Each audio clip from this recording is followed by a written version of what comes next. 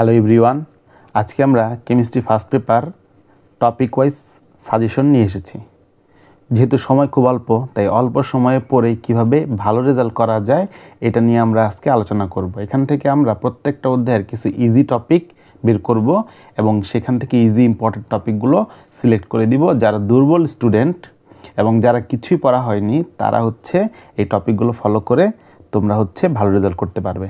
এরপরে আসি প্রথম টপিক, রাদারফোর্ডের পরমাণু মডেল, বোরের পরমাণু মডেল। এই দুইটা মডেলের বর্ণনা পড়বে এবং এই দুইটা মডেলের কম্প্যারিজন পড়বে, পার্থক্য পড়বে এবং এই দুইটা মডেলের মধ্যে কোনটা অধিক স্থায়ী বা ফলপ্রসূ এবং এদের সীমাবদ্ধতা পড়বে। এবার আসে এই অধ্যায়ের সবচেয়ে ইম্পর্টেন্ট যে কয়টা টপিক, তার মধ্যে প্রথম ব্লকবাস্টার ইম্পর্টেন্ট টপিক।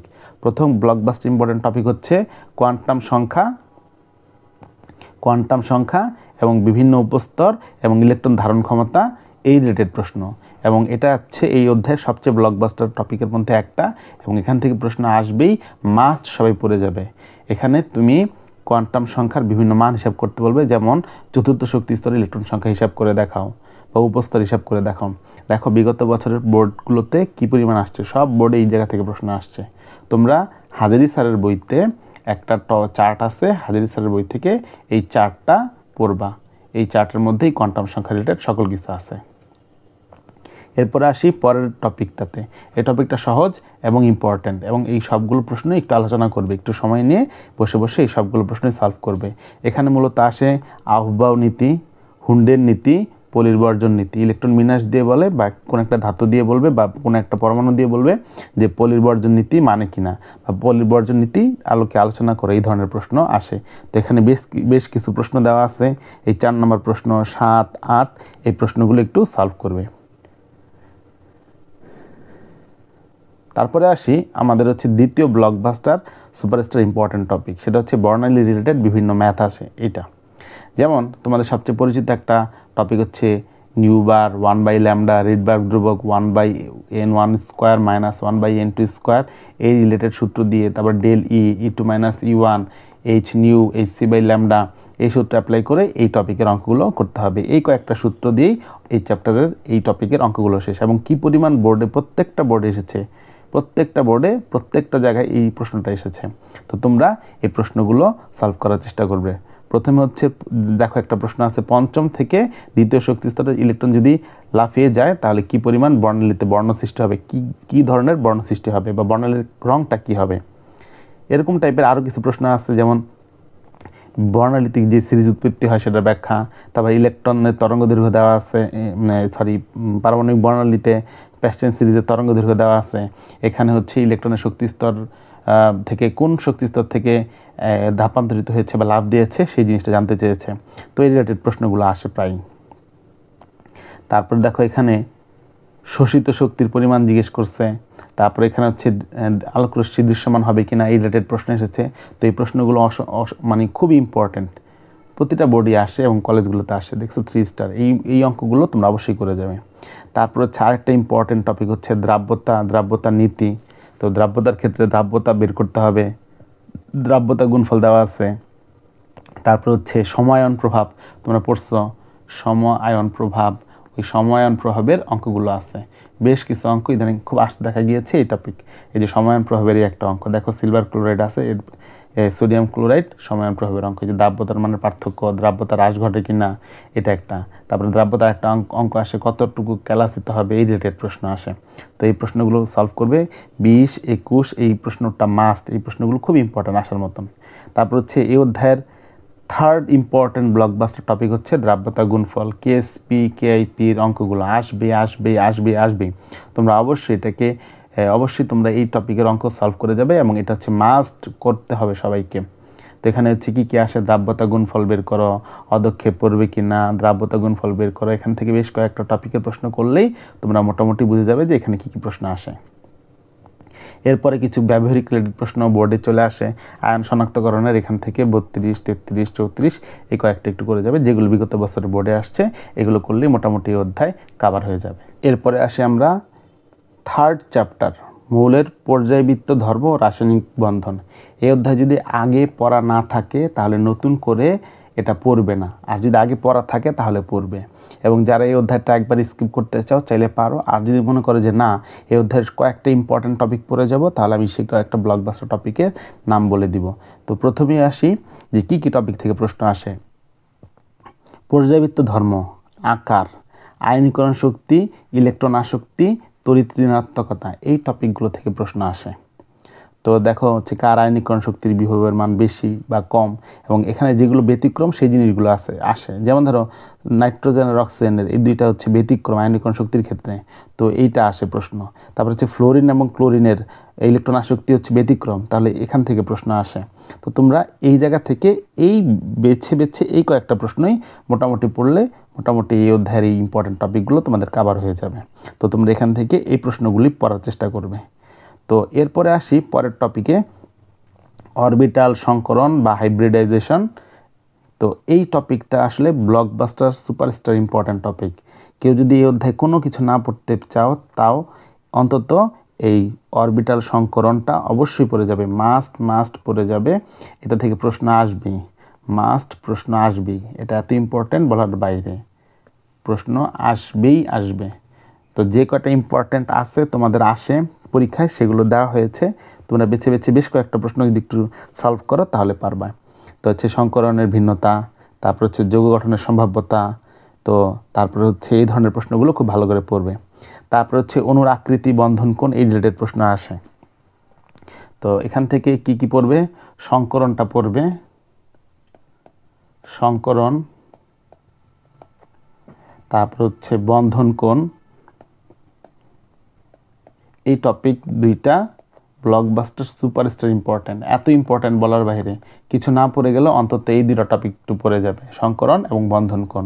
বিগত বছরে বেশি কোয়েশ্চেন সলভ করা লাগবে না, 23 সাল 22 সাল যদি একান্তই না পারো 23 সাল এবং 22 সাল এই 2 বছরের প্রশ্ন একটু সলভ করে যাবে, তাহলে দেখবি ইনশাল্লাহ মোটামুটি সব কোয়েশ্চেনই তুমি অ্যান্সার করতে পারবে।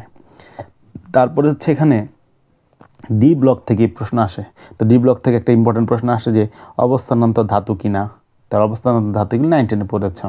তারপরে ডি ব্লকের কতগুলি ইম্পর্টেন্ট প্রশ্ন আসে যে কোনটি প্যারাম্যাগনেটিক, ফেরোম্যাগনেটিক, জটিল যৌগের গঠন রিলেটেড প্রশ্ন আসে। তো এই জিনিসগুলো পড়বে ডি ব্লক মৌলের, দেখবে যে হচ্ছে কেন রঙিন যৌগ গঠন করে এবং হচ্ছে প্যারাম্যাগনেটিক, ফেরোম্যাগনেটিক, এই জিনিসগুলো একটু পড়বে। তাহলে আমি আবারও বলে দিতেছি, ডি ব্লক থেকে কি পড়বে।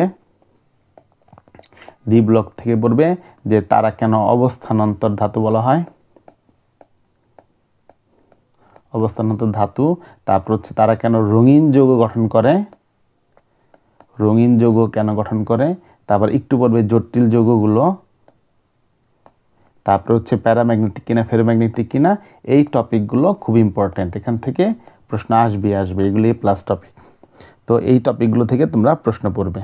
তাহলে আমরা বুঝতে পারলাম যে সংকরণ, বন্ধন কোণ, অণুর আকৃতি, ডি ব্লক মৌলের ক্ষেত্রে অবস্থানান্তর, মৌলগুলো কেন বলা হয়, রঙিন যৌগ কীভাবে গঠিত হয়, জটিল যৌগ, এই জিনিসগুলো আসে। আরেকটা আসে প্যারাম্যাগনেটিক, ফেরোম্যাগনেটিক, এই টপিক থেকে প্রশ্ন আসে। এই যে দেখো যেটা বলতেছিলাম, বন্ধন কোণ বা অণুর আকৃতি, কী পরিমাণ প্রশ্ন এসেছে প্রতিটা বছরই বোর্ডে এবং বিভিন্ন কলেজে এই টপিক থেকে প্রশ্ন আসে। তাহলে বন্ধন কোণের ভিন্নতা বা বন্ধন কোণ বা বন্ধন কোণের উপর মুক্তজোড় ইলেকট্রনের প্রভাব, এখানে যে কটা প্রশ্ন আছে একটু ভালো করে পড়লেই তুমি দেখবে অধিকাংশ প্রশ্নই তোমরা সমাধান করতে পারবে। তারপর হচ্ছে আরেকটা ইম্পর্টেন্ট টপিক, সেটা হচ্ছে পোলারিটি পোলারায়নের ক্ষেত্রে ফাজানের নীতি। ফাজানের নীতি রিলেটেড যত প্রশ্ন আছে সব অবশ্যই পড়বে। ফাজানের নীতি এবং এই রিলেটেড যত প্রশ্ন আছে মাস্ট বি পড়ে যাবে, এটা হচ্ছে A+ টপিক। ফাজানের নীতি থেকে প্রশ্ন আসবে, এত ইম্পর্ট্যান্ট। এই যে ক্লোরাইডের গলনাঙ্কের ক্রম, সমযোজী বৈশিষ্ট্যের ক্রম, কার গলনাঙ্ক বেশি বা কম, এই রিলেটেড প্রশ্ন, ঠিক আছে। আর আরেকটা হচ্ছে তোমার হচ্ছে শুরুতেই অধ্যায়ের শুরুতেই কিছু টপিক আছে, তার মধ্যে এই প্রশ্নটা, এরকম 2টা প্রশ্ন আছে, কার্বন টেট্রাক্লোরাইড, সিলিকন টেট্রাক্লোরাইড, একটা আদ্র বিশ্লেষিত হয় না, একটা আদ্র বিশ্লেষিত হয়, কেন হয় না, এই রিলেটেড প্রশ্নটা দেখছো অসংখ্যবার আসছে, এটা অনেক ইম্পর্টেন্ট প্রশ্ন, এটা পড়বে। তাহলে ফাজানের নীতি পড়বে। আর শুরুতে অধ্যায়ের শুরুতে ফাজানের নীতিতে না, শুরুতেই প্রশ্নটা আছে, তুমি সেখান থেকে এই প্রশ্নটা পড়ে আসবে। ফাজানের নীতি না পড়ে কেউ যাবে না, খুব ইম্পর্টেন্ট প্রশ্ন। তারপর হচ্ছে এই অধ্যায়ের লাস্ট ইম্পর্টেন্ট টপিক, সেটা হচ্ছে হাইড্রোজেন বন্ড। এটা হচ্ছে ছোটো মরিচ হচ্ছে বড় ধামাকা, এরকম টাইপের, খুবই ইম্পর্ট্যান্ট। এখানে হচ্ছে তোমার কী কী জিনিস জায়গা থেকে প্রশ্ন আসে, HF, H2S, H2O, এটা হচ্ছে তরল আর ও হচ্ছে গ্যাস বা ওরা হচ্ছে গ্যাস। কেন ওরা গ্যাস আর কেন ওরা তরল? একমাত্র কারণ হচ্ছে কি আমাদের হাইড্রোজেন বন্ড। তো হাইড্রোজেন বন্ড থেকে অন্তত এই প্রশ্নটা পড়ে যাবে। এটা হচ্ছে A+ ব্লকবাস্টার টপিক, খুবই ইম্পর্ট্যান্ট টপিক, আসবে। তো এই অধ্যায় থেকে আমরা কি কি বললাম একবার বলে দেই।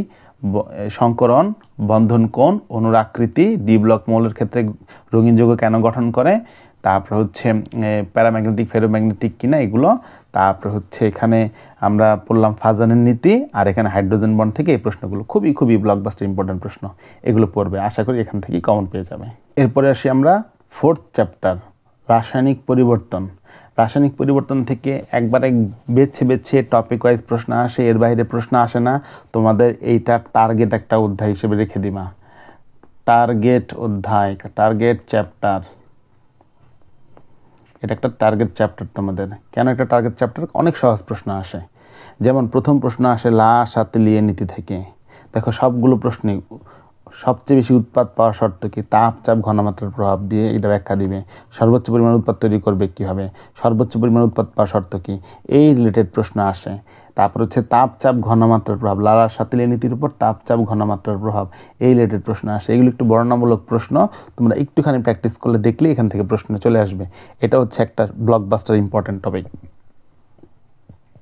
তারপর হচ্ছে কেপিকেসির অঙ্ক আসবেই।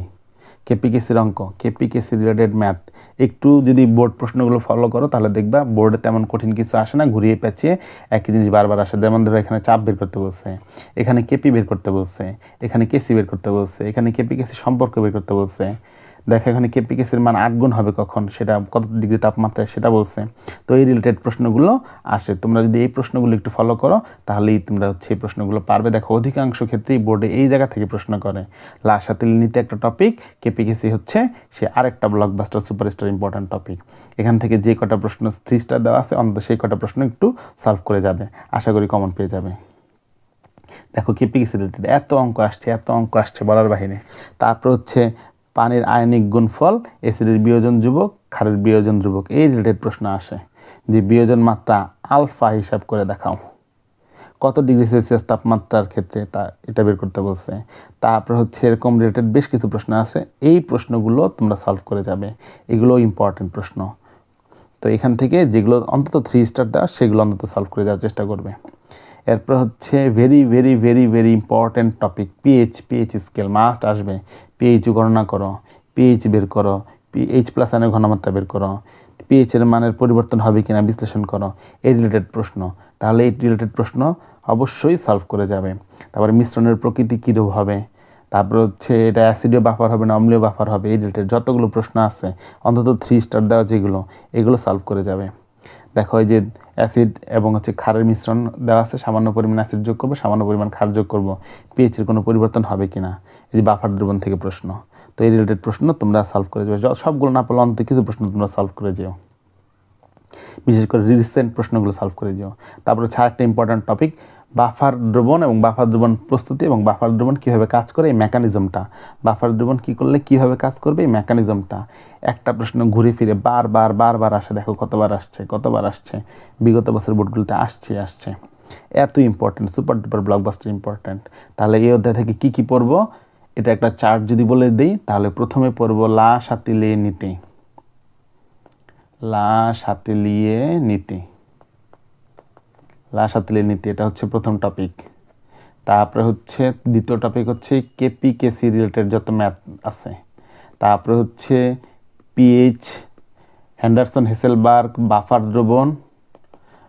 দ্রবণ, এই রিলেটেড প্রশ্নগুলো, এই টপিকের প্রশ্নগুলো পড়লেই মোটামুটি তোমরা এই জায়গা থেকে কমন পেয়ে যাবে।